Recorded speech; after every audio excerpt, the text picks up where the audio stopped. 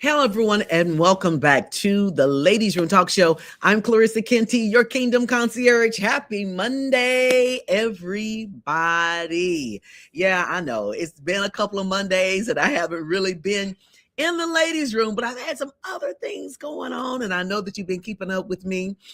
And so, of course, last Monday was President's Day, so I took that time off and chilled a little bit and relaxed. And so we're here. We're back inside the Ladies Room Talk Show. And I decided I was talking to my director, and she was saying, Clarissa, it'll be good to wrap up this month and kick off this Monday to for Women's Month, which will be in March. And we're looking forward to representing and really celebrating many, many, many women who are very dear to me in my life, and some women that you guys will represent and will push over to us so we can really celebrate them as well. So I'm looking forward to a great month in March to celebrate women who are doing miraculous and awesome things and just being really, really, really, really special. Last year, we did some really good things last year in representing women. So we'll do the same thing again this year. So welcome to the Ladies Room Talk Show. Tonight is going to be an interesting show tonight. I just decided to really talk about how I was able to navigate through. Hey, Vonda, how's it going, sweetheart? Glad you were able to pop in. Good. Thank you for coming in. Be sure to share this live with your network of friends. Tonight, I've decided to really share how I was able to manage last year. Some of you who may know me and know me very well, and you follow me, you know that my mother passed away last year, actually this time last year, February 18th. And last week, I posted the actual day that she passed on last year and said that I was having a little struggle. And I really didn't know how I was going to manage that day. But it was a bit challenging. But God is good, and he helped me navigate through that. And so now that last year was actually, it was the closing of a full year of losing her. So that means that I was able to experience many firsts throughout the year of 2025. And so I really wanted to just share with you tonight how God was able to bring me through last year, kind of share some key things that took place on last year with me, experiencing that. And I'm just talking a little bit as people are coming in. And as you're coming in, share this live with your network of friends because I believe this is going to be something that's going to really be life-changing and helping a lot of people. So many of you know that I lost my dad in 2013, over 10 years ago. And of course, that was a traumatic time for me. That was the first time that I actually lost a parent, period, to transition of death. And that's something that is natural, is normal. There's a season for everything. And the Bible says that there's a season to be born and then there's a season to die. And so those seasons too, we celebrate those seasons when people are born. And then we really mourn and go through a lot when people leave this earth. And biblically, it's supposed to be the other way around. But we're normal, we're human, and we're going to feel that. So hello, Dr. Trimble. Love and kisses to you. Thank you so much for popping in. Be sure to share this if you can on your live. We're praying that this will be something that will bless a lot of people here tonight. So my mother passed away unexpectedly. It wasn't anything that she experienced. She wasn't ill. She hadn't been going back and forth to the hospital, any of those things. This was very, very unexpected. And I'm a type of person, let me share with you now. I'm a very private person. I generally don't share my business or share traumas and things that I go through.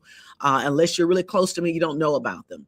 But I feel and I believe that what has helped me get through last year, my focus was I've got to get through this so that I can come back and help someone else get through it. That was my main focus. And I believe that that is the main thing that was able to really push me through that period of mourning so that I can get to the joy part of things. And I believe that I'm there. Of course, it's a process, it will continue, but God is so good. But I wanted to share these things with you because I believe these are tools and resources. I believe if it helped me, I truly believe it will help you too. And so my mother was ill. She was not ill for a long period of time or anything like that. She had a stomach ache and had to be rushed to the hospital. And so at that point, septic set into her body and she had to have emergency surgery. At that time, over maybe 80% of her small intestine had died because it had gotten twisted up, and most of it had died, and septic set into her body. And so they had to cut out the majority of her small intestine. Because of that, the doctor told us that most people in their youthful age don't really recover from that type of trauma to their bodies and to their intestines. And so, of course, you know, I'm believing God, I'm trusting and I'm praying, I'm laying hands and I'm doing all of these things, believing that God will bring her out of this. And so those of you who know my mom and have seen her, my mother never looked her age. My mother passed at 84 years old. And she was a beautiful soul. She always looked like she looked like she was in her 50s. So she looked good. She was at a clean bill of health. She was just that woman, that very spry woman. But on that day, when she was rushed to the hospital, she never came out of the hospital after that surgery. And so we worked really hard to try to get her back on point. And so her body just never really bounced back to where it needed to be. But I have to tell you that, and I want to tell a part of her story too, is that at the time she had to have 2 surgeries. The first surgery she had, she was so weak that they could not complete the surgery. So they had to leave her open and they had to wait a couple of days until her vitals were able to get strong again and then go back to close her up. In between those 2 surgeries, she, was not talking. She was on a ventilator. So she could not express to us. We couldn't express to her. And so after that second surgery, we were able to start getting her off of the ventilator. At that time, while she was on the ventilator, she was just raising her hands and praising God while she was on the ventilator. And so that was something that's unprecedented because most people are under at that time, but she wasn't. She was praising God the whole time when she was on that ventilator. And as we started pulling her off of that ventilator, she was still praising God so much to where it ran her BP real high. Her heartbeat rate was just real high because she was just in high praise and in high worship. And so a couple of days after she was able to come off of that, she shared with me, she said, Clarissa, she said, listen, she said, I was able to see my surgery. And I said, well, Mom, what are you talking about? How were you able to do that? She said, I was way up in the sky. And I was looking down and I saw everything. I saw the surgeon. I saw everybody who was in there. They were playing music. I knew exactly what they were saying. And so she had all of these things that she shared with me that she saw. And so when I listened to that, I've heard people talk about it. I've heard people share about their experiences and their near-death experiences and their encounters with God. And so you hear it and it's like, oh, okay, well, that's good. But sometimes you question it because you wonder the validity of the story. But see, this came from somebody who was vetted. That's my mom. She has no reason to lie. And so when she shared that with me, at that moment, I fell in love with God again, even more. Why? Because on my way, my prayer was, God, I need you to be the chief surgeon. I need you to be the one that's going to take care of the surgery. I need you to be the one that's going to guide the hands. I need you to step in place of that surgeon and you perform it. And so when she said that she was in the sky and she was looking down, she said, God performed my surgery. Right then I was done. I was done because she said it was so beautiful. And so when people have encounters with God, they always talk about how beautiful the encounter was. And so she said, God performed my surgery and it was so beautiful. And the second time I saw my surgery, I was a little bit lower to my body, but I was still able to see God perform the surgery. Now, this is a kicker to this story. My mother was on a ventilator in between the surgeries. So there's no way she could have known that she had 2 surgeries because she was under. She could not hear people talking about it. Nobody told her she had 2 surgeries. She had no idea. And so when I was telling her, I said, well, Mom, you have no idea, but you did have 2 surgeries. She had no idea. All she knew is that she saw God perform 2 surgeries back to back on her body. And she experienced both of those times. Now, within that month, she was still in the hospital. But y'all, listen, she was extremely quiet. She was very, very quiet for those last 30 days that she was here. She never made it out of the hospital. She was very quiet. And I looked at her, I said, I wonder why she was so quiet. My mom was never a quiet person, always very happy and jovial and just full of life. She would either pull up stuff on her Facebook or talking to people on the phone. But during these 30 days, listen to me, she did not pick that phone up. She wasn't interested. She didn't want to talk to anybody. She wasn't interested. She kept quiet. And I was seeking God on this thing. I said, my mom seems to be conflicted. You know, what is it that's causing her to be conflicted? She was conflicted. And I really couldn't put the 2 together. But what I was trying not to do was to focus on the fact that she had an encounter with God. Because most times when people have these encounters, usually shortly after that, they will go home to be with the Lord. And so I just didn't want to fathom that. I didn't want to stick with that, but it never got out of my mind. So I'm going to fast forward into this. As she was there in the hospital, she made it all the way over to rehab. But her body just started to fail on her. Her mind was great, but her body started to fail on her. She started crying. She said, Clarissa, why is my body not getting better? I don't understand. And I said, Mom, it's just going to take time. You're a little bit older now, so it takes a little bit more time for your body to bounce back. Everything will be okay. But I knew what I was seeing. I knew what the doctors were saying about her and what they were saying to her. But even in the midst of that, she decided to start ministering to people in the hospital. So she was ministering to the doctors, and she was ministering to people who would come and visit her, and she was ministering to the technicians and the nurses and everybody who she would come in contact with. The main question was, do you know who your first love is?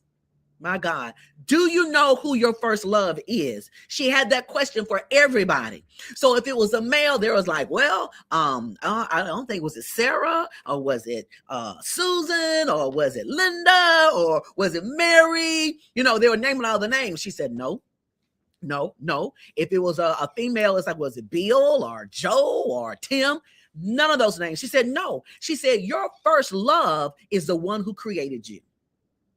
You've got to go back to your first love. You got to go back to him. So that was her ministry the whole time she was in the hospital. Everybody who would come in, she was asking them, do you know who your first love is? You've got to go back to your first love. And in the midst of all of this, I'm seeing all of these things transpire. And I remember when we went all the way over to rehab, which was adjacent to the hospital, we went all the way over to rehab. And she said, you know what?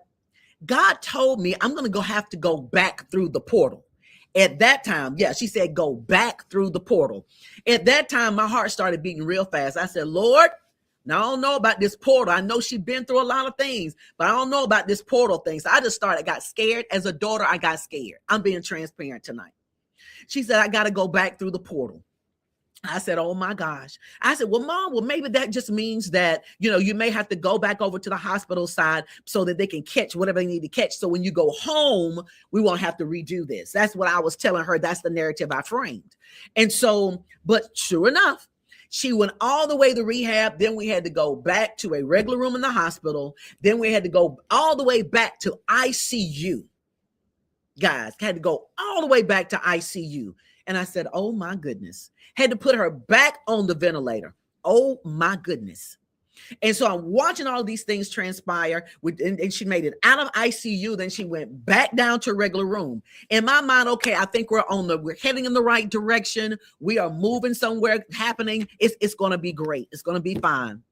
And so I was here. I had to come back home to Birmingham to change of clothes and everything, and then go back to Birmingham. It was Tuesday, February 18th. She called me early that morning, and she was in a lot of pain. And I said, Mom, I said, listen, I said, we're going to pray. We're going to intercede, and we're going to pray that thing off of you until my brother gets into the room. I'm throwing stuff in my suitcase now, and I'm on my way. So our last conversation together was intercession, and it was prayer and it was interceding on her behalf, but we were entering the throne of God in prayer together, linked up together, praying. That was my last intense conversation with her. When I got off the phone with her, my brother got there. I got off the phone with her. I jump in the car. I'm headed to South Carolina. When I get somewhere in the Anniston, my brother calls me. He said, listen, I need you to pray. Pray, pray, pray, pray, pray. And I'm like, okay, I'm going to pray. I didn't know what was going on at the time, but I was praying. So maybe about an hour after that, 30 minutes, the doctor called me and told me that my mom coded. They were able to bring her back, but she coded. She vomited and she aspirated. She aspirated and it caused her to code. It went down into her lungs and she coded. So they brought her back.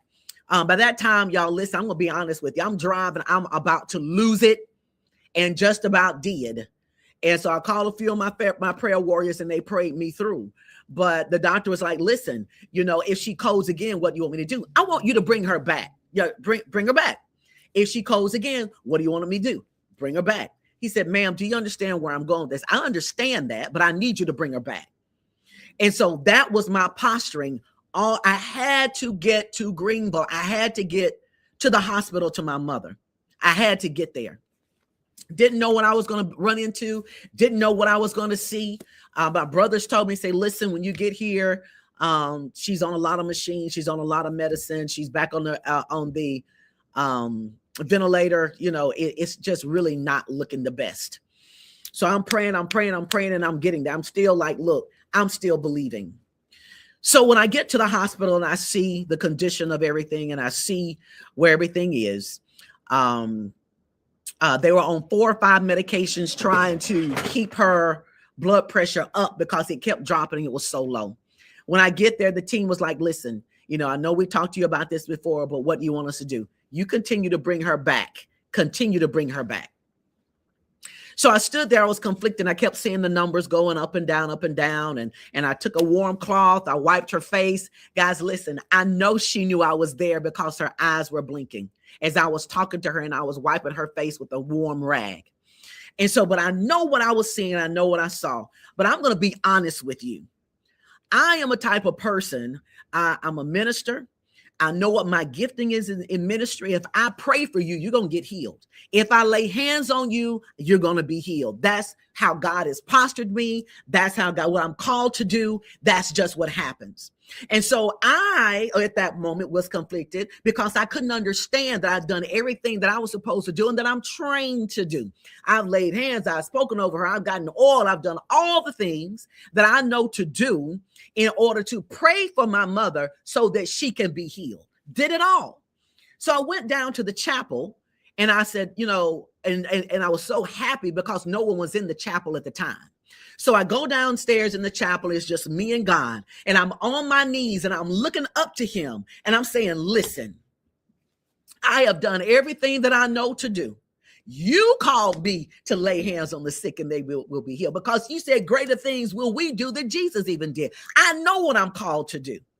I know that if I pray for people, they're going to be delivered and set free. It happens. That's what I'm called to do. So I had to ask, I said, well, God, I've done everything that I know to do. Why is it not working? Why is she not getting better? Why is she not being healed? What is the deal? What is going on? And I heard him say just as clear as day. He said, there are conversations that have taken place that you know not of. And I sat there for a minute and I said, okay. I said, okay. I sat there, I looked up and I said, okay. So you may be saying to yourself, well, what does that even mean? There have been conversations that you know not of. Well, remember, if you guys are just joining me, remember I said that my mom was conflicted after the time she had an encounter with God during the surgery. She was never the same. So when he told me that there had been conversations that I know not of, I immediately knew that that's why she was conflicted. So the confliction was, I want to be with God. Why am I coming back here? Why am I back here? Why did I not go with you? Why didn't you not take me with you? But she want to be with her children. She want to make sure we're okay. She wants to make sure that we're not hurting. She knew how concerned I was. So she was conflicted. So those are the conversations that I knew not of. But what he told me, I understood exactly what he was saying. So why was that so important? So after I was on my knees, maybe for about 10 or 15 minutes, once I just got that to really resonate in my spirit, I got up, I sat in the chair for another 10 minutes, and I said, okay. So I went upstairs from the chapel. I went back upstairs to the room, and my brothers met me at the elevator. There's like, look, sis, mom's body is just, it's weak. It's just really not bouncing like it needs to. And to have her to be resuscitated so many times is going to put more trauma on the body. And she always, and she did say that she never wanted to have surgery again. We understood that. And so when they came to me this time, they said, we know how you feel about this. We know you want her to be resuscitated. I said, listen, I said, I'm good. I said, we don't have to anymore. And they were shocked because I was so adamant. I'm telling you, I was adamant. No, resuscitate, stop asking me, resuscitate. But when I had that conversation with God, and when he told me what he told me, I knew then. I said, you know what? I told him, I said, at this point, I have to leave it up to her. I have to leave it in her hands. If she wants to stay, she will stay. But if she desires to leave and to go back to her Heavenly Father, I want that to be her choice. I don't want to keep bringing her back here selfishly if she is now ready to go. And so once we made that decision, we all three went. I'm the head of all the decision making. I'm the oldest, the only girl. So that's how they left me. And so I had to make that decision. That's a darn tough decision to make when everything resides in your hands. But had I not had that conversation with God, I would still be wrestling with making that decision. Now, I would still be wrestling. But see, I had the conversation with God, and he confirmed with me that about the conversation, and it resonated. So we pulled the crash cart, we pulled all these things, and I probably gave it maybe about 30 minutes, and she left. She left quietly, she left peacefully, and she went home to be with the Lord. Now, this is where I really wanted to share with you about some things, because a lot of people, I just wanted to give you the full story of where we are. And so a lot of people are saying, Clarissa, you did your mom's eulogy. How in the world did you do that? I had ministers come to me and say, there is no way. I couldn't do mine. I had to get somebody else to do it because I just couldn't do it. And I get that. But guys, I want to tell you something. One thing I want to do is that I want to give honor and recognition to my spiritual father, and that's Pastor Michael D. Moore Sr. Pastor Mike trained me as a minister. And so what I was able to do is I was able to take the word of God and put on my ministerial hat and take myself out of being a mourning daughter at the time and step into the place of being a minister that has a job to do. And that job was to minister to the family so that the family will understand, number one, that Beverly C. Lester, which is what she always said when she was in the hospital, because they always asked her name, that she is in another place. To be absent from the body is to be present with the Lord. And so I was able to take my teaching and take what I was taught and implement that. And that's how I was able to get through, eulogizing my mother. That's how I was able to do it. People have been asking me, how did you do that? That's how I was able to do it. I had to switch my hat. I had to switch it, and everybody can't do that. But I had to go back to the word of God, because the word of God is everlasting. And I was able to stand on that word, which was the foundation that I used to get through it. It's that same foundation that you have to use when you have to do paperwork and you have to do make the decisions and pick out the flowers and all of the casket and all of these things. That's the favor that God gives you in order to get through it. That's hard to do. It's hard to try to dress them and put the right clothes and hope that, all of these things. in the middle of being ready to minister at the service. But I'm telling you, God is so good, because after I was able to do that, thank you, Alice. Oh, thank you, my sister. Happy New Year to you. Thank you so much. Hey, cuz, this is my cousin Kendra. Thank you, sweetie, for popping in. Guys, share the live. Hopefully we can help somebody today. And so when able to go to the service, we're to the service now. You know that my mother, I believe, wrote her own eulogy, because the title of my message was, the title of the message was, do you know your first love? Do you know your first love? If you're just joining me tonight, I'm sharing about how my mother went back in the last couple of days when she was in the hospital, how she was ministering to people and asking them, do they know their first love? And that their first love is God. Their first love is Jesus Christ, the one who named them before they were even placed in their mother's womb. So I took what her message was and made that the message for her eulogy. That's how we're able to do it. And so, and Kendra, you lost your mom, which is my cousin Doris. So she knows the journey. She knows the struggle. And so after that, and the service was, everything that was over. Now it was my time to heal. Now it's my time to get things together. And what I decided to do, because when my father passed, I just did not heal the best way. I didn't. I took my emotions and I suppressed them, because I had to be strong for my mom. I had to be strong for my brother. So I did not sit with my emotions. I did not embrace them, and I did not face them. Okay. But this time, I'm the one that I'm a woman that wears the Superwoman cape. I'm going to put on my cuffs and put on my belt, my lasso, and all these things. And I have my clear jet like Wonder Woman. And I said, this time I'm not interested in being Wonder Woman. I'm not interested in putting on this cape. I'm not interested in that. What I'm interested in doing is I'm going to sit with real emotions. Thank you guys for chiming in. I'm going to sit with these emotions because they are real. They are real. And when you lose your mother, it's a certain void that will almost knock you off of your feet. It will. I was not prepared to feel like an instant orphan, instantaneously.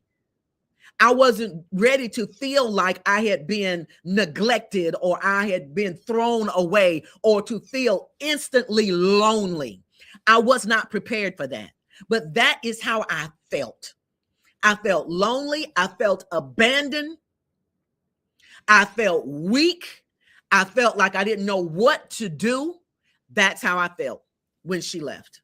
Hey, cousin. Oh, you guys are coming in. Praise God. Hello, hello, hello. Yes. Yeah, absolutely, Helen. Absolutely. Because God, that's the only person that can help you. It's the only one. So as I was going through these days, I wrestled with different emotions. You have emotions of denial. You just can't believe that it happened, right? And so I live in Birmingham, Alabama. I'm originally from South Carolina. So mom, of course, still resided in South Carolina. So in my mind, I'm thinking, this cannot be, this can't be happening. I just cannot believe this. I cannot believe this. In my mind, I'm thinking so much of a person who's so much full of joy and so vibrant and so sassy and so full of life. How can that person be gone? How can that even happen? Can you say, yeah, we talked about everything from everyone yet, but when it came to our turn, I was like, girl, we didn't even talk about this one. Yeah, absolutely. Absolutely. And it's one of those things unless you go through it, you just really don't know. You really can't put your finger on it unless you've been through it. So anybody who hasn't lost a mom that tells you, I know what you're going through, I'm sorry, but they're lying to you. They don't mean to, but they're lying to you, because it's a whole different space. It was different from when I lost my dad. I'm dealing with two things here. Number one, not only am I dealing with losing my mother, the giver of life, okay, the giver of life, but I'm also at a space to where I don't have parents, period, anymore. What I have known for 50 plus years of my life is no longer. It's no longer. Yeah, I'm an adult. Yeah, I'm independent. Yeah, I didn't call them for stuff and need them for stuff or anything, but it's something about knowing that your parents are always there. Is something about knowing that I can pick up this phone and hear her voice and talk to her. It's something about knowing you can call them and run things by them. You can feel the connection when they're here, but you can also feel the disconnection when they leave. It's abrupt. It's sudden. And it's heavy. It's heavy. Every person that I've spoken to, hey, Mama Washington, love you. Thanks for chiming in. Thanks for chiming in. Share the live. Yes, Vonda, powerful. Praise God. Thank you so much. Just praying that this will help somebody. But I had to wrap my head around the fact that I no longer had my mother. And what is this loneliness that I'm feeling? I've never felt that way before. I've never felt lonely before. I didn't know what that meant. There was a huge void, and I felt abandoned. And this is real talk. I need you to share this live because there are people out there who are stuck in these spaces. There are people who are stuck in spaces where, oh my gosh, I feel lonely. What am I going to do? They're there. They're stuck in these spaces. So please share this on your live because we've got to get this word out because you don't have to stay in those spaces. You just don't. Hey, Pookie, thanks for coming in. Thank you. And my husband, that's a whole, he and I'll probably go live. He lost his mother a month before I lost mine. That's a whole nother live. And so being able to navigate and sit in these feelings, it's important. Because if you don't allow yourself to sit in these emotions, you will push them down. And it's what we call implosion. So there's two things. Some people explode, which means they're going to get their emotions out some type of way. And then other people will implode. And that's what I did. I imploded my emotions. True talk, true transparency. When my mother took her last breath, I did not shed one tear. I did not cry at all. What I did is I want to say, Kendra, on that day, I had to say, you left me in the big world all alone. Yes. Kendra, what I said was when mom passed away, I said, she decided to leave me. That was my statement. She decided to leave me. And so that's speaking from a child. That's a child's mentality. That's a child's statement. It's a child statement. Yes, Dwayne. Yes, thank you so much. Dwayne was real close to my mom. I think Dwayne cried more than I did. He did. Hey, Vicky. Hey, sweetheart. Thanks for popping in. Vicky was a very, very, very close friend of my mom's. And so, guys, thank you so much for popping in.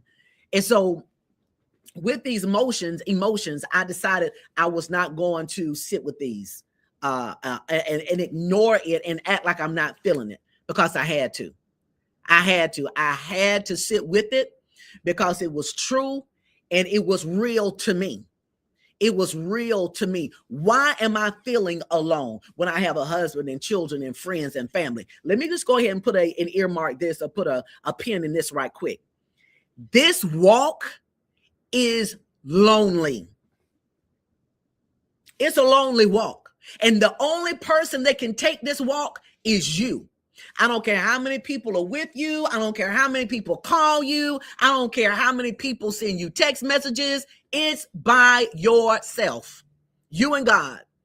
Can you say I did not cry until I got to church, and that made me go into gotcha. Yep. Everybody goes through their processes differently. I didn't cry until a month or two after. No, matter of fact, I'm sorry. I didn't cry then. Because I did implode. I didn't cry. It may have been a couple of months after. It was a while. It was a while for me to cry. It was a while. Okay, there you go. Okay, I see you, Dwayne. So, but I decided to sit with these feelings. So I said, okay, first and foremost, I'm going to be intentional about healing. Right. So you can't just let these things happen and then you just kind of coast through and just, go day by day and just really get into a hole. You got to be intentional about what you're feeling. You got to be knowledgeable about what you're feeling. It's time to get the books. Of course, Pastor Mike, I told you about him. He trained me as a minister and as in ministry. So I knew what to do. I had to go to the Weep Not series that he did. I had to go to the book. I had to go to the word, right?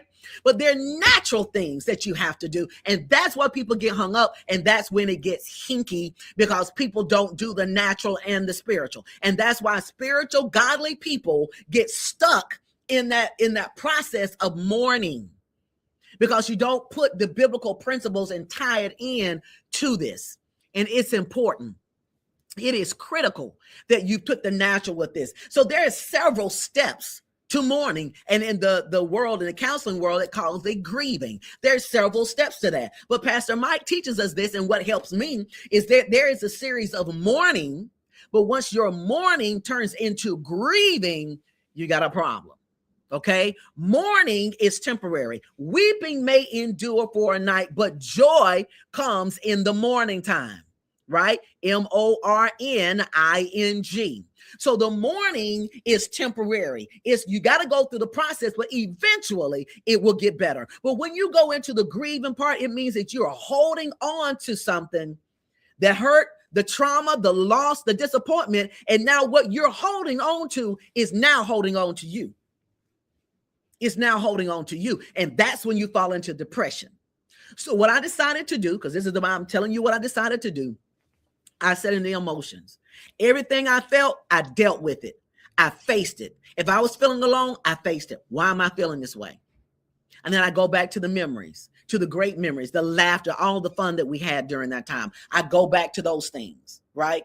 And so it helped me get through the fact, okay, I feel lonely right now, but this is a shocker. I'm in shock that I'm feeling lonely right now.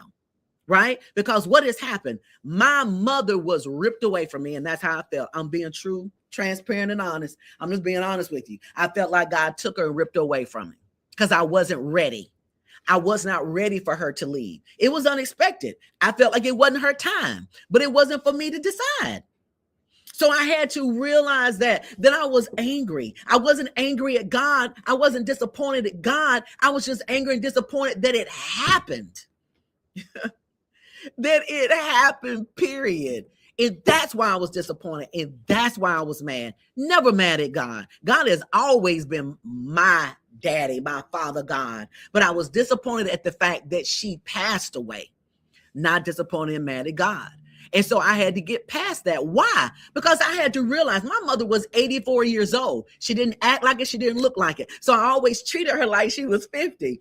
The first time, this is the God's honest truth. The first time I actually realized that she was old as she was is when she passed away. That was the first time I realized it, because she just didn't act that age, and I just didn't treat her that way. And so that's when I realized her age and that she lived a full life, y'all. A friend of mine was talking to me and she said, Clarissa, how long was your mom? I said, my mom, she was 84 years old. She said, wow, that's a long time. She really lived a full life. And I was like, what? She said, yeah. She said she lived long enough to see all of you grown, me grown. My brother's grown. She lived long enough to see her grandchildren, adults, and grown, right? She said that's what a lot of parents, that's what they look to. And to see those things and everybody is doing well, her life is complete. Her life is happy. And so I was able to look at things in a different respect because she was able to see these things. And she was able to see that. I'm going to touch on that, Helen. I'm going to touch on that. And so when we were able to to get myself to that point, then I said, okay, I got it. I get it. Let me put a pin in this because I want to get to what Helen is talking about. Helen, again, I can never say that I know what you're going through because I do not. I cannot say that. But what I can tell you is this, is that God has blessed you with an amazing son for a period of time. And that time came to an abrupt end. However, there is a legacy that God has blessed you with There is a legacy that God has put on the inside of you. And a lot of times we think that our children are to carry our legacy. But in this case, Helen, you are carrying your son's legacy. You're carrying a legacy of strength and resilience. You're carrying a legacy that if God can give you the peace to move on and to take one breath after the other, day by day, you are carrying a magnificent legacy, a magnificent legacy. And what I do understand is that the pain is real. I do understand that.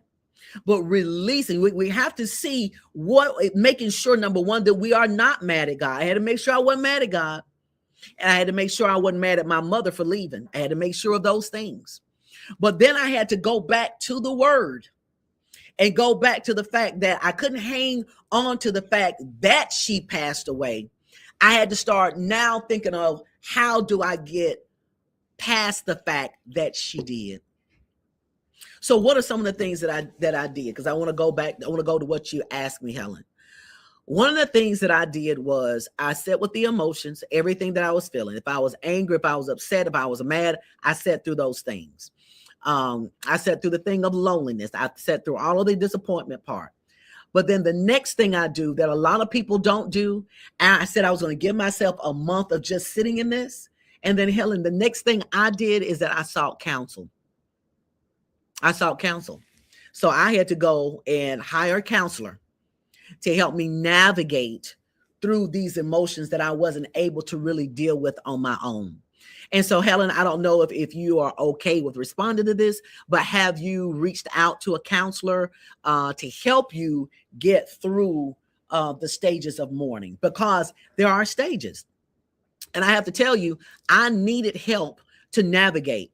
Not that the fact that I was feeling depressed or anything like that, but I wanted to make sure that I didn't fall into a space of depression. And so I'm one of those people that I will do things for preventative measures. I don't like to fall into something and then try to help get out. I'm one that I do things to prevent things from taking place. I'm always forward thinking.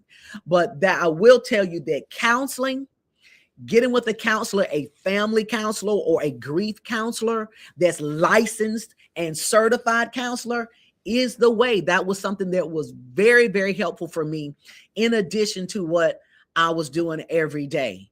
And what I realized through counseling and also through the training from Pastor Mike, this is a decision. It's a decision. You have to decide to be healed in the midst of mourning. You have to decide that, okay, I'm going to allow God to heal me. I'm going to decide when I think about her, I don't want to, every time I decide to think about her, that I start crying or I get emotional. Or every time I think about her, I get sad. So initially, when I think about her, I immediately start going to funny things that happen, or something funny that she said, or good memories. I immediately go to those things. And I'm telling you, even now, it takes me about a millisecond to get there. It's a lot better. It wasn't easy, but I had to just say, okay, let me think about something funny. Let me think about something that we did, some memories. Or I might call my brother. You remember when mom did this or mom did that? Those were some of the things that helped me through this. Helen, and respond, let me know if these are some of the things that I'm saying that is helping you. But that's what I had to do. I had to make a decision on how I was going to deal with this thing. Was I going to sit in it, or was I going to really make myself smile when I think about her? Make myself switch my brain over to thinking about good things and good memories. Okay, I see right here. No, I'm not angry at God. I cry, but I don't stay there all day. Good. The word helped me. And Pastor Mike, absolutely. Absolutely. And I actually talked to Pastor Mike during that time, and it was very helpful.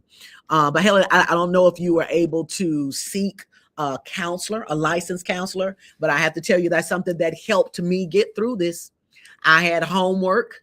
I had various ways of thinking about things. I had homework every time I would go through a session. I had homework afterwards, because he was able to help me see things through a different lens. see things, have conversations with things that I needed to address out of my mom's passing. And it was good to have that conversation. And it was good because he's a Christian too. So I was able to kind of bounce those things with him. But there again, the decision had to stay with me. I had to make that decision. I can't stay there. Another thing that I did and I asked God to do for me, and he has done it. I said, Lord, I'm not interested in remembering what she looked like when she was laid before us in the casket. I don't want that memory. I don't want to know what she looked like. I don't want to remember what she looked like. I don't want any of those things. And I have you to know today, he wiped that clear from my mind. I can't tell you what she looked like. The only thing I can do is tell you what she had on because I was, I dressed her. I made sure she was dressed. So she was in her favorite color in yellow and a beautiful brooch and all these other things. But I don't remember what she looked like. And so that was a plea. And we don't have to beg God, but I pleaded with God, please, I just don't want to remember. I don't want to remember her that way. And I don't. And so those were the things that I had to sit with and really get with. There's another thing that I had to do. So there's something when my mom passed away at the hospital. I won't mention the hospital, but the hospital is very known in Greenville and Greer and Spartanburg, South Carolina. That hospital, the mere mention of the hospital, the name of it, driving by the hospital, being in close proximity of the hospital after she passed, months after that, it really made me upset. Let's see, Helen. Okay, no, I lean more on the word and the teachers of past. Yes, I would recommend, this is just me personally, I would recommend seeking a Christian counselor that specializes in grief and mourning. It was extremely helpful for me. And that's how I'm even able to get through all of the first of many first and all the things I had to get through and how I was able to get through and what I'm about to share with you right now. So to see that a lot of people, they can't go to the home. They can't drive by the street. It's certain things they can't do because it reminds them of things. Some people can't go into the hospital anymore where they passed away because it reminds them of things, or they can't go to funerals, or a lot of things they can't do. And this is why being intentional is so important. So I had to go back and forth and still going back and forth home to take care of legal matters. Okay. My mom left everything in perfect condition, but of course there are things you still have to do. And so when I went back one day, months after she passed, I still had an issue with the name of that hospital because that's where she passed away. And every time I would think about the name of that hospital, I would be PO'd and I would be mad, and I didn't want to hear the name of it. Just the mere mention of the name of that hospital, I would get hot all over. And I didn't want to just have anything to do with it. And so this one particular day, I went to visit my cousin. And so we sat down and had lunch and just really had a good time. But it was right across the street from the hospital. I'm going to tell you the setup of God. And so I was like, oh my gosh, I said, I don't even want to be close. I said, you know what? I'm just going. I'm not going to look at the hospital. I'm not going to look that way. So I just went, drove, and I backed up and parked so I wouldn't be able to see it. And so I had lunch with her. We had a great time. I got back in the car. I'm still struggling. Well, I don't want to pull out because I don't want to even look at the hospital, blah, blah, blah. And you know what? I got an epiphany, as they say. And I said, you know what? I said, I am no longer going to be punked and played by the enemy. Now, you are bullying me because I have an issue with seeing the sign and the hospital and all that. I said, you know what? I got something for you. I got something for you. I'm going to face this giant. So I got my slingshot and I got my stone. I got in the car and I drove over to the hospital. I parked my car. I went downstairs to the hospital, got a cup of Starbucks. Then I went upstairs to the waiting room of the ICU of the floor where my mother passed. I went up to that floor and I sat down in that waiting room. I sipped on that coffee and I prayed until that left me, until that weight left me, until that feeling I would get when I would think about the name of it. I sat there and I faced it. I sat there for 1 hour, and after that hour, it lifted. It lifted.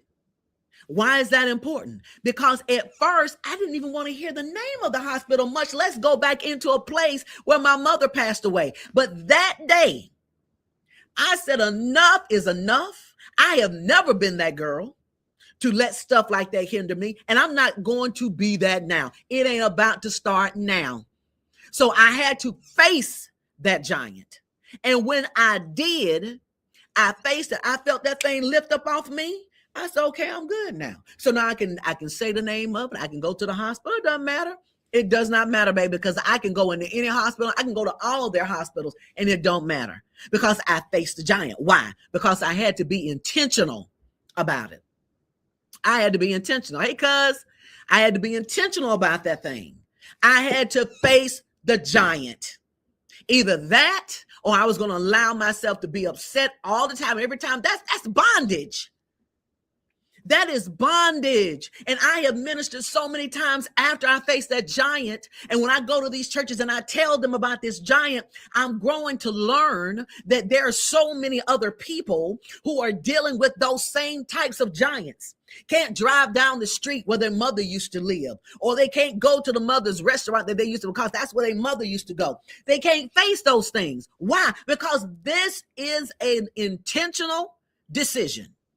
And it's a decision. And I said earlier in the broadcast, this is not anything.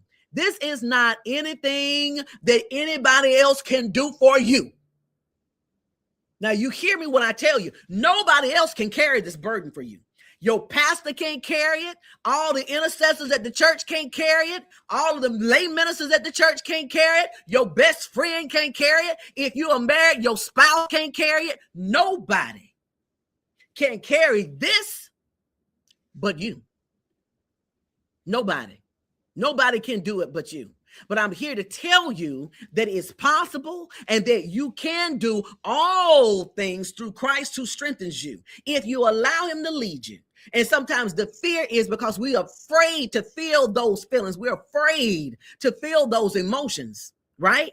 But you have to, God has not given us a spirit of fear, power, love, and a sound mind. And when you're in the midst of mourning, you need a sound mind. So you've got to be intentional, guys. Nobody can make that decision but you. I'm here to tell you firsthand. Nobody can help you. Nobody, when they tell you them phone calls stop after the funeral, that is the truth. The chicken stopped coming. The Milo's cheese stopped coming. All the food stopped coming. All of that stops coming, right? And so everybody jumps back to normal, and they expect you to jump back to normal too. But now listen, take your time. My time is not your time. Take your time. But what I am saying is that your moves, they must be intentional. I can't express it enough. I cannot express it enough. Be intentional about your decisions. If you're going to get over this hurdle, be intentional about it and do it. But do it with Christ. You can't do it by yourself. I don't know how people get through stuff without God. I don't know how they do it, because I'm telling you, I would be curled up in the corner somewhere right now. So I had to depend on God to make these decisions. Yeah, these decisions.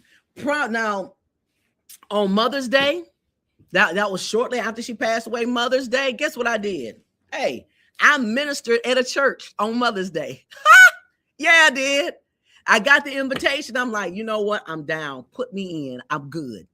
So I was able to share my story and to share my testimony with people in that service. And guess what? When I was able to be open and expressed and be transparent, there were people in that service that were having issues with dealing with the loss of their mother. Mother's been gone 6 and 7 years, still stuck. A good friend of mine said she hadn't been to church since her mother's funeral on a Mother's Day. But she said when she came and she heard the message and said, if Clarissa can do it, surely I can. So now she's going to be going to church on Mother's Day. So that's why I said it's important for me to get through this. It's important for me to get through this right, so I can go back and help somebody else who is stuck in these situations, who's stuck in grief. Because I'm telling you, it is possible for you to get through it. A very, very important thing that Pastor Mike told me, Pastor Mike Sr. told me years ago, and he told my mom as well. He said, don't try to get back to your norm, whatever that is.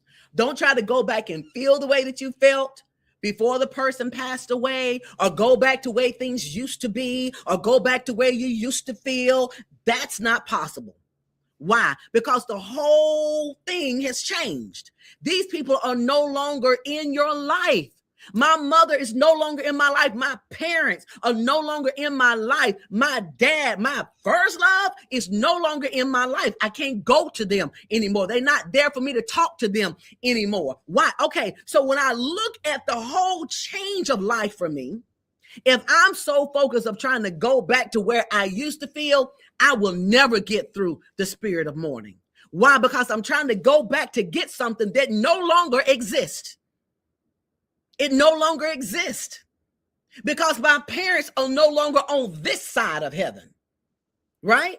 They're on to another way of living. So I can't go back to where I used to be, used to act, used to think, used to feel, because it's no longer there. So now I have to get used to a new norm of life. What does that look like without my parents? What does that look like with not being a daughter anymore? Because I loved being a daughter. I'm the firstborn, so I handled everything. I was the go-to person. They came to me for everything. So now the phone calls stop. Now they don't come to me like they used to. What in the world am I supposed to do with myself? I'm the go-to person for my family. Well, now my family has been disrupted. It doesn't look the same anymore. It doesn't look the same anymore. Thank you, Fifi. Be intentional. Absolutely. So it doesn't look the same anymore. It's different. So now I had to be intentional and say, listen, Clarissa, I can't go back to what it used to be because my parents are no longer here. So now what does it look like for Clarissa's life now? What does that look like? Well, one of the things it looked like for me is that, okay, now I'm not being daughter and mother. So now my focus from being daughter and mother is now being mother. Being mother. But guess what I had to do in the middle of that? I had to transition from being a mourning, M-O-U-R-N-I-N-G, daughter, to a healed mother. Right? I had to make a decision to do that because I have to be here for my children. I got to be here for my family. I got to be the wife. I got to be the mother, right? So, but I'm no longer a daughter anymore in the space that I was used to seeing it. I'm still a daughter. It just looks different. The need is different, right? So I had to sit with that.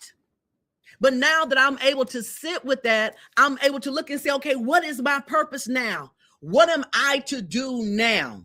But I tell you no lie. I'm stronger, wiser, more resilient. I have fortitude, endurance. Yeah, I do.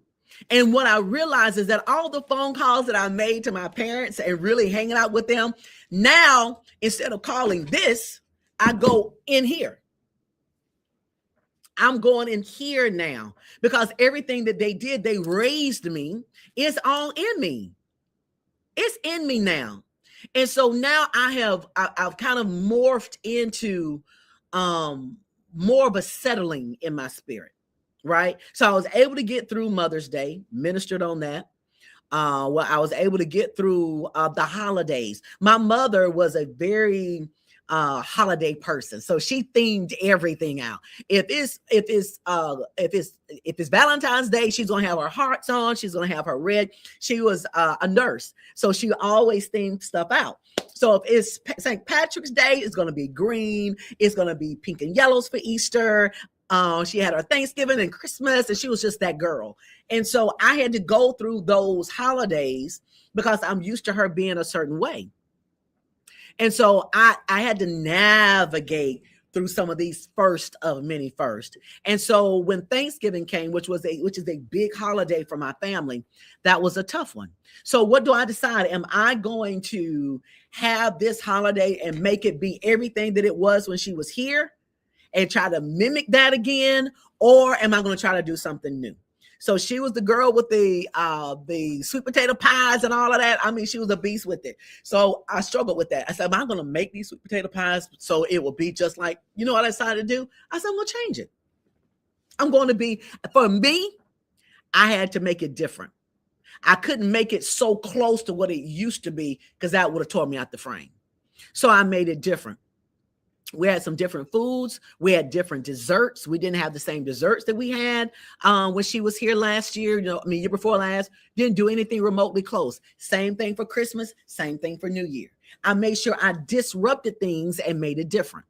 Even for her birthday was January 31st. So I just had the birthday, celebrate her birthday with her. So what did I do? Hey, she likes this Asian soup. So I went and got that. My husband and I went and got that. We ate that in her honor. So that was good for me. Right. And so we were able to kind of talk about her and laugh and kind of giggle a little bit about her. And then on the actual day of her passing. Now, I'm going to be honest with you. On that day, leading up to that day, this is what Clarissa did. This is what she dealt with. I was leading up to my conversations I was having with her each day. Okay, on this day, I had this conversation. On this day, she called me and she said this. So these things were taking place. On the day of her passing, the anniversary day of her passing, I went through that day hour by hour. I knew what time she called me. I knew what we were doing at the time that we were praying. I knew what time it happened when the doctor called me and said that she coded, all the way through to the time that she passed away, the very hour of that time. So I was counting them days. I was counting them down. Now, I'm not interested in doing that anymore. Hopefully next year I won't, but this was the first. This was the first anniversary. So I didn't know what to expect, but guess what? What I did do, I was okay with it. I didn't try to fight against it. I didn't try to push it down. I didn't try to implode it. I felt it.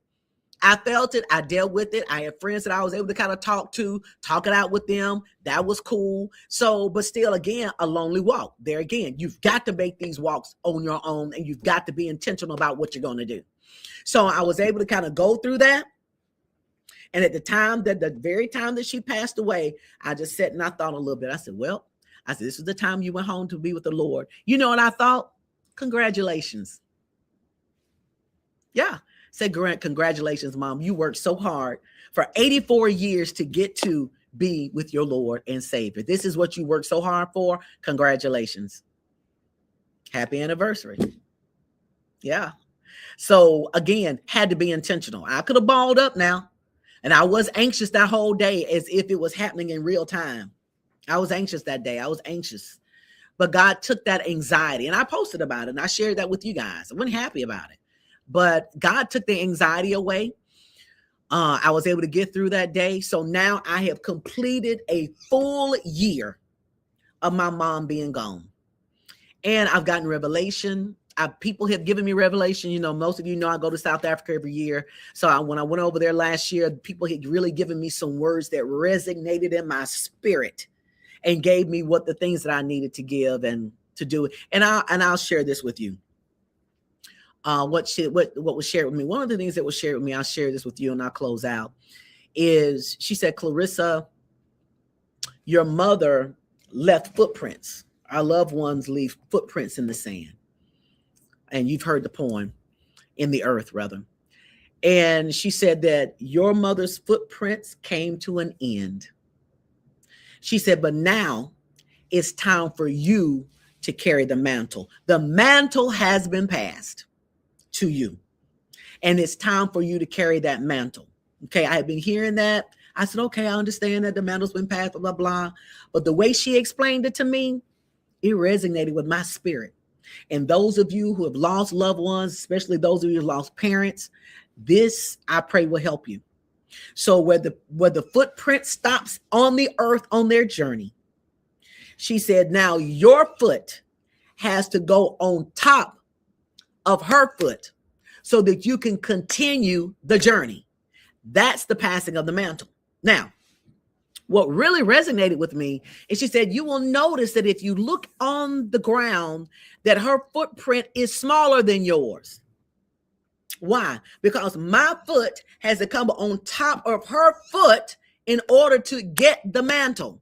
Because what I've been called to do is bigger than what she was called to do as being the daughter.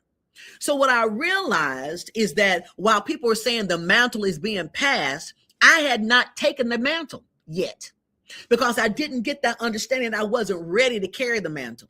But as soon as that information was shared with me, I visualized God holding the mantle out to me, saying, now is the time. So once I got the revelation of the mantle and what that meant and how important it is, I mean, I'm taking on where my parents left off. Listen to me.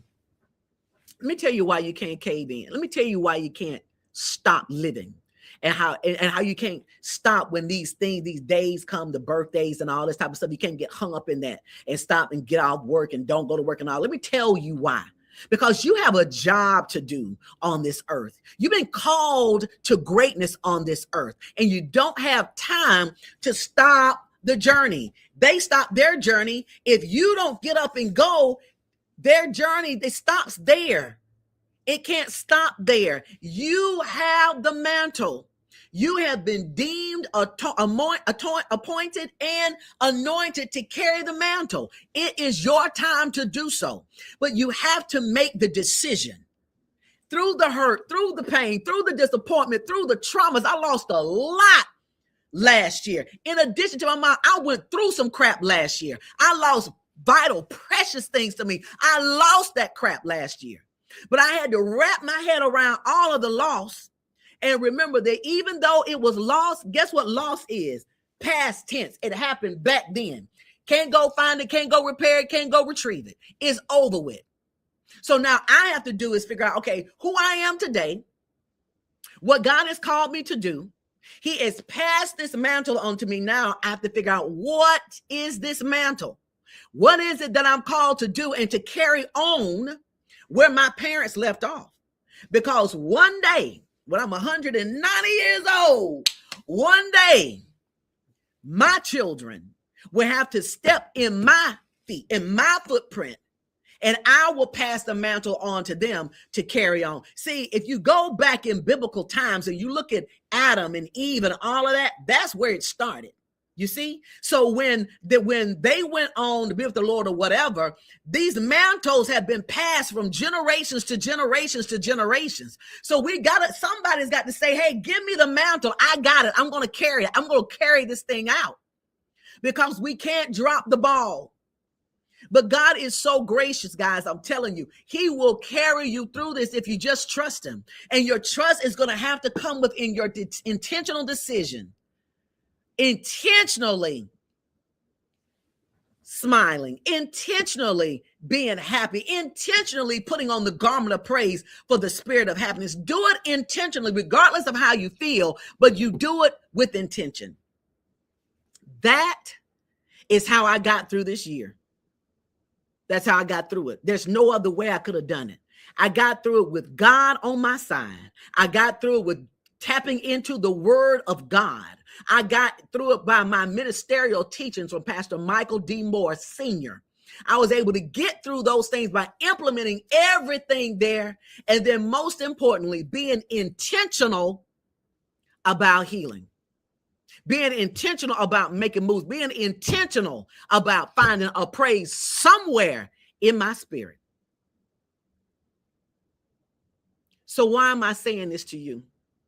Because if I can do it, if I can get through it, and I was very close to my mother, extremely close to my mother. But if I can do it, you can too. You can too. But if you're stuck, thank you, Fifi. If you're stuck, thank you, guys. I appreciate that. Thank you. Thank you so much. If you are stuck at this point, 5, 6, 7 years, whatever, if you are stuck, you've chosen to be. Why? Because of the fear. Some people are fearful about moving on because they feel guilty about peace. They feel guilty about living their lives. They feel guilty about having joy and laughing. They feel guilty about that. You don't have to feel guilty about that. You don't have to feel guilty about it. This is something that has to happen with everybody at some point in their time, in their life. People are going to be born and people are going to pass away. Do you want that to happen? No. Is it tough to deal with? Absolutely. But you have to continue to move on. You have to continue to push. And this is intentional. So, again, some of the things that I did: number one, sought God on it. Number two, read the word, prayed, intercede. Number three, I found a licensed counselor. And I'll tell you how many times I go to him every 2 weeks. And I decided I was going to do that until this year was over. I had to get myself through the year. So now that the year is over, which is last week, so now what I'm doing, I'm going to pull back and see how things go without it, because he's gotten me to the place where I needed to be.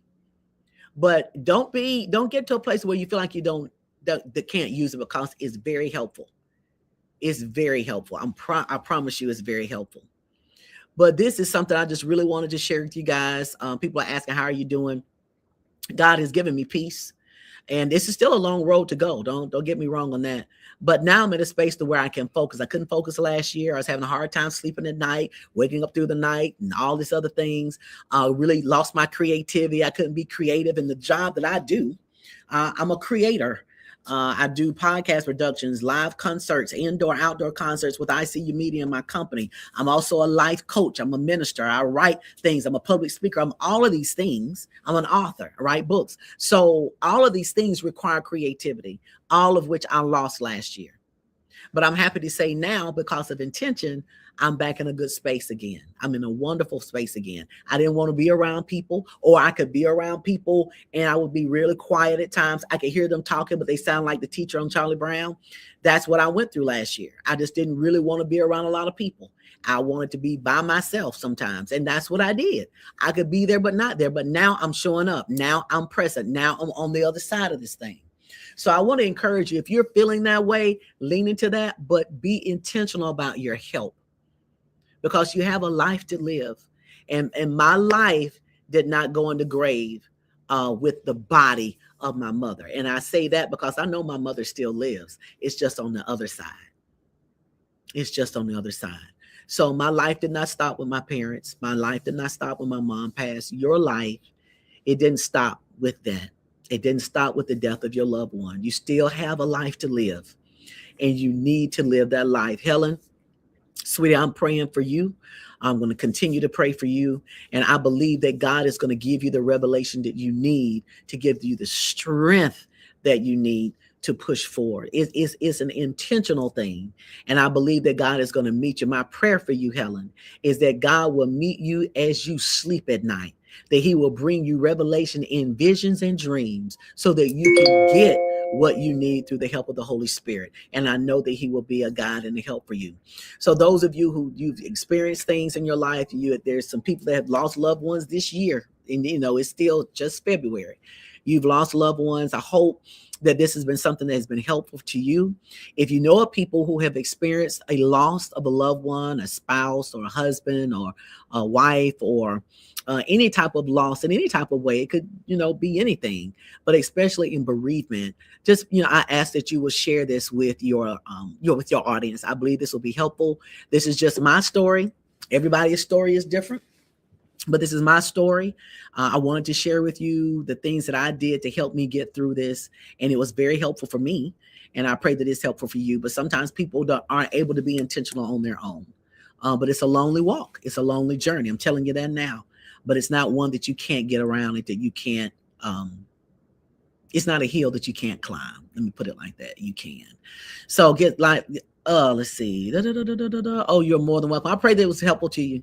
Share this live on your Facebook pages, because there are a lot of people out there hurting right now, and they need help. And so, if you need help, I'll say this: I'm a life coach. I'm a minister. If this is something that you feel like you need some help with, or you feel like you just need to talk about this, hit me up in my DM, reach out to me. I can schedule time to sit down and talk with you. And if you need help getting through this journey, you're stuck, I'll be more than happy to help you. So I just wanted to make sure that people can get through this. I was intentional about getting through, because I wanted to help people get through their stuck. that's you. You know people who are like this. Let me know. Reach out to me. Hit me up my DMs. Let's see what we can do to sit down and talk, because I desire that everyone be free and that everyone heals appropriately. Hey, Pat, how's it going? All right, guys, thank you so much for joining me tonight. It was a little bit longer than what I normally do, but I just felt like I wanted to come in and share tonight and share with you what I've been through and how I was able to get through this. And I pray it's able to help you. And I pray that you too will be able to get on the other side. So the joy that comes in the morning time. All right, guys, love you. Peace, and we'll talk back to you next week. Next month is Women's Month, so we hope to have some wonderful surprises for you. Love you. Stay the course. Have a great rest of the evening. Good night.